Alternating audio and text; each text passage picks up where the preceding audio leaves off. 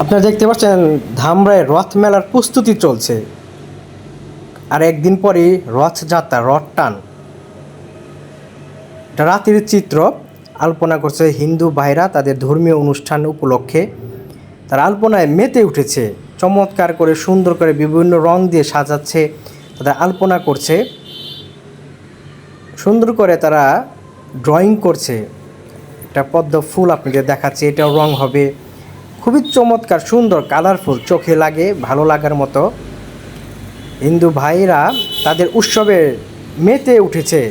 একদিন পরেই রথযাত্রা, চমৎকার আলপনা, সবাই দাঁড়িয়ে দাঁড়িয়ে অনেকে দেখছে।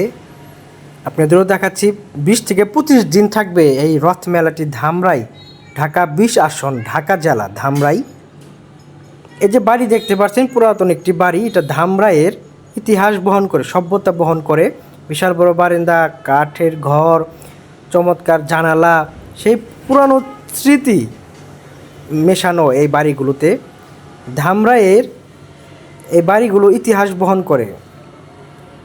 এই মূলত বাড়ি থেকে চমৎকারভাবে উৎসবগুলো পরিচালনা করে থাকে চমৎকারভাবে আমাদের ধামরাইয়ের সেই রথ মেলা, রথযাত্রা। আর একদিন পরই রথযাত্রা, বৃহস্পতিবার। নৌকা দেখতে পাচ্ছেন, ট্রেন দেখতে পাচ্ছেন, সার্কাসের গেট, দোকানপাট, কাজ সবই শেষের দিকে, কিছু কাজ বাকি, তারা আজকে শেষ করে নেবে। সকাল থেকেই মেলা জমে যাবে, বৃহস্পতিবার সকাল থেকেই। আপনি ছোটো করে আমার এই ব্লগে ধামরাইয়ের রথ মেলার প্রস্তুতি আয়োজন দেখাচ্ছি, দেখতে পাচ্ছেন। সবাই আসবেন, ধামরাই রথ মেলার আসার আমন্ত্রণ রইল। আমিত্তি খেয়ে যাবেন সেই ইতিহাস ধামরাইয়ের রথ মেলা।